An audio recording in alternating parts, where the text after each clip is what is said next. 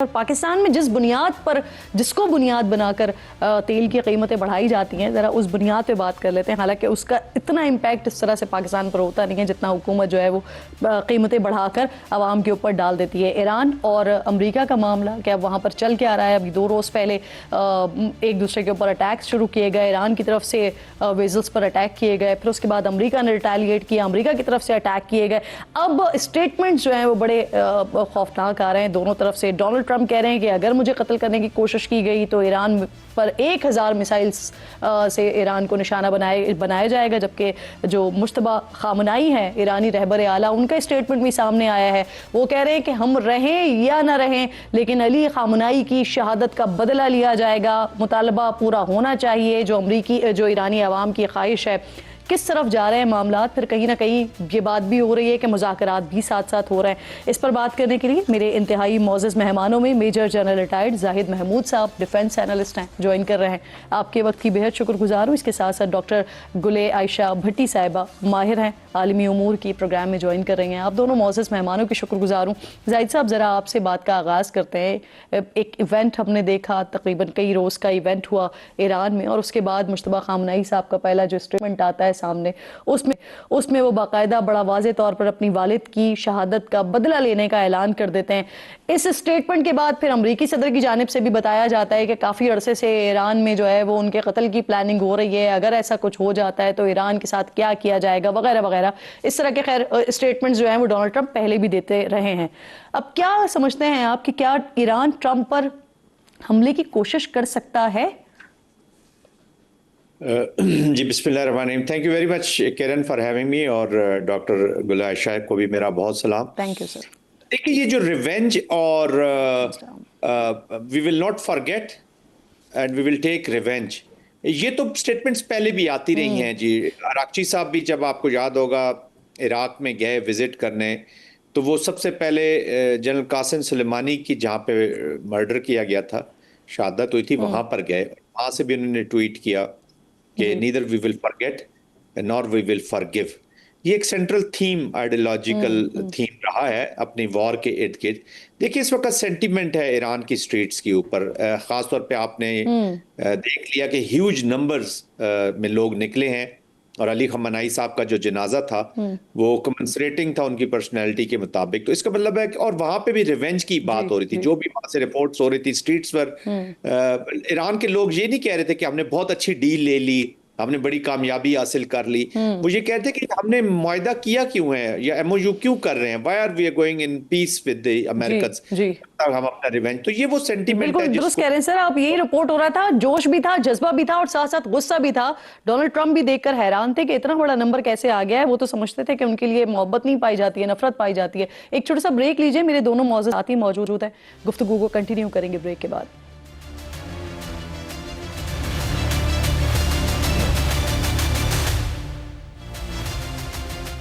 Programme में एक बार फिर आपको खुशामदीद कहती हूँ। आयशा साहिबा मेरे साथ मौजूद हैं, जाहिद महमूद साहब साथ मौजूद हैं। आयशा साहिबा, आपकी तरफ बात को लेकर आती हूँ। ये जो सारा सिलसिला इस वक्त बना, ये ऑप्टिक्स भी हैं, सिग्नलिंग भी है, मैसेजेस भी कन्वे हुए सारे इवेंट से, लेकिन एक जो ये सिचुएशन इस वक्त डेवलप हुई है कि यहाँ पर कहा जा रहा है बदला लिया जाएगा, दूसरी तरफ अमरीकी सदर अपनी फौज को कह रहे हैं कि अगर ऐसा कुछ किया गया तो 1000 से ज़ायद मिसाइल्स मारे जाएंगे।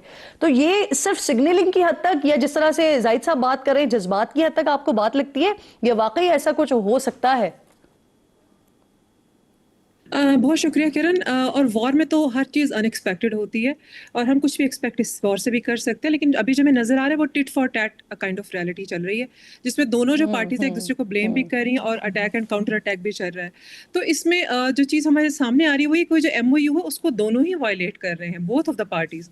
चाहे वो आप जज्बात में कर रहे हैं या आप अपनी जो ऑडियंस एट होम है उनको प्लीज़ करने के लिए कर रहे हैं। क्योंकि ना सिर्फ ईरान में ये बात सामने आ रही है कि MOU क्यों साइन किया, बल्कि हमें जो है वो एक एक रिवेंज लेना चाहिए था, यही कुछ जो है वो अमेरिका में भी सामने आ रहा है। बल्कि अमेरिका की जो ये ISW इंस्टीट्यूट ऑफ वॉर की जो स्टडी जो आई है अभी, उसकी स्पेशल रिपोर्ट आई है, तो उसमें जो एनालिस्ट है जी। वो बड़ा स्ट्रांगली कंडेम कर रहे हैं कि आपने ये जो स्पेस दिया था MOU वाला, इसमें जो ईरान है वो प्री वॉर जो उसकी मिसाइल और ड्रोन कैपेसिटी है उस पर वो वापस आ चुका है, और वो ये कह रहे हैं कि वो इवन US की जो काउंटर स्ट्राइक है उसको भी वो एब्जॉर्ब कर सकता है, तो आपने वो स्पेस क्यों दी?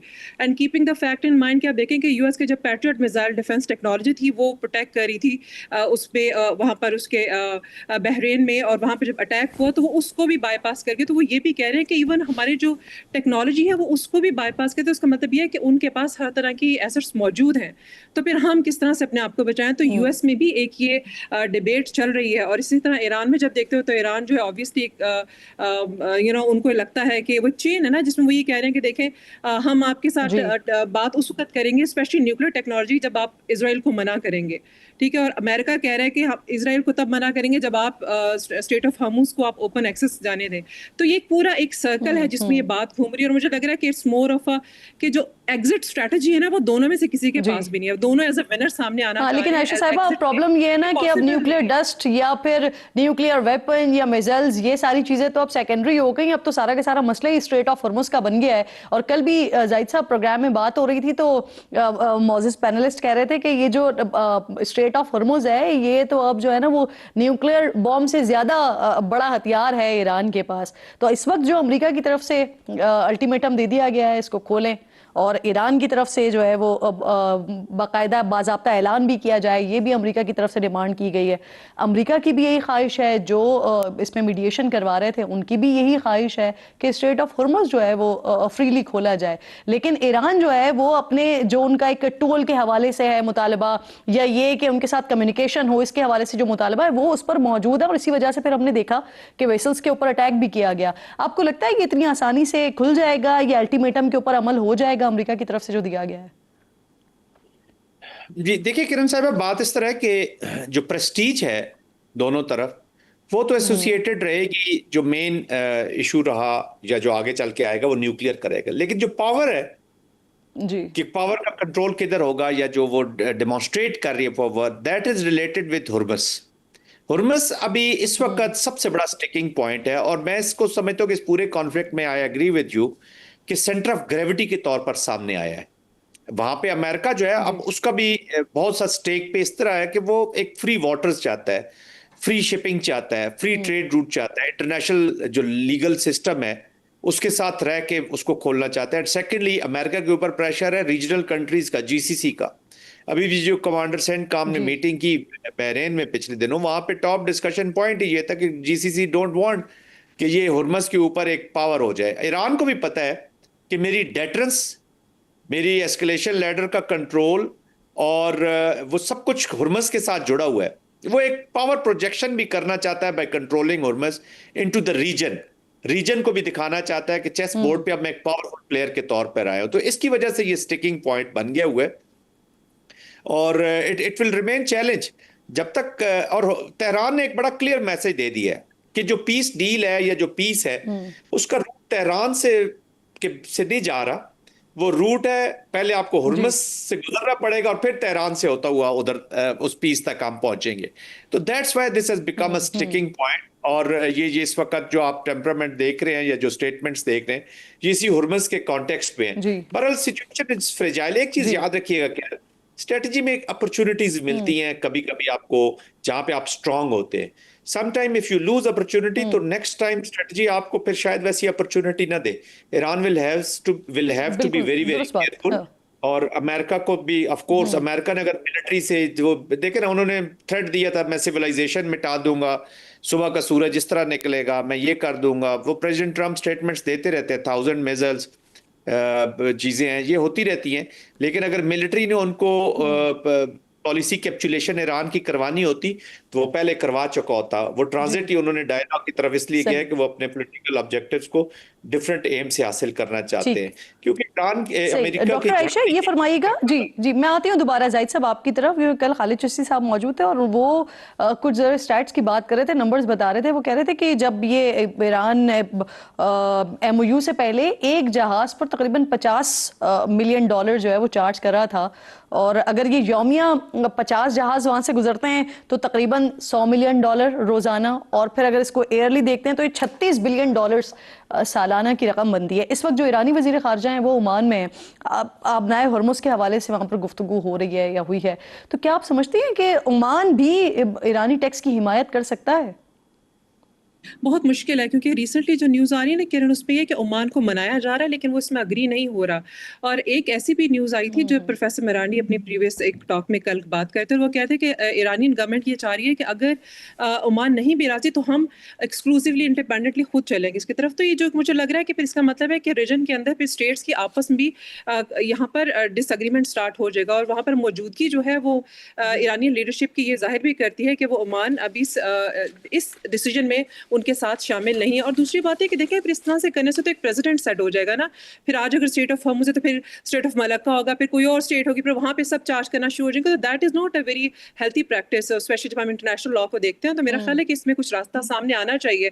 फिर अगर ईरान ये कहता है कि देखें वो जस्टिफिकेशन दे रहा है कि रीजन उसकी ये है कि हमें रिकंस्ट्रक्शन पे काम करना है, आपने जो डिस्ट्रॉय की हमारी प्लेसेस हमने उसको रिकंस्ट्रक्ट करना है, हमें उसके लिए भी पैसे चाहिए। तो उसके लिए कहीं ना कहीं उनको अकोमोडेट किया जाए ताकि वो यहाँ से निकले, क्योंकि मुझे लग रहा है कि ये ईरान की जो टोल वाली जो चीज़ है ना, ये it's not a very healthy for international law. और फिर प्रैक्टिस अगर बन जाएगी ये, तो फिर सब हर जगह फिर स्टेट में प्रॉब्लम्स जी, होंगी, और जो कि एग्जैक्टली। फिर जो इंटरनेशनल इकोनॉमी है उसके लिए बहुत नुकसानदेह होंगी। बिल्कुल आपकी बात दुरुस्त है, पर उसका इम्पैक्ट डेफिनेटली वो जिस तरह से आएगा दीगर कंट्रीज के ऊपर भी। जाहिद साहब, आप भी इस बात से इसी तरह से अग्री करते हैं कि ओमान को मनाने की कोशिश की जा रही है, लेकिन ना ओमान को ये चीज सूट करेगी और डेफिनेटली इंटरनेशनल लॉज को भी ये चीज सूट नहीं करेगी ना, कि एक उसके ऊपर जो है वो बंदरगाह के ऊपर इस तरह से टोल टैक्स चार्ज किया जा रहा हो?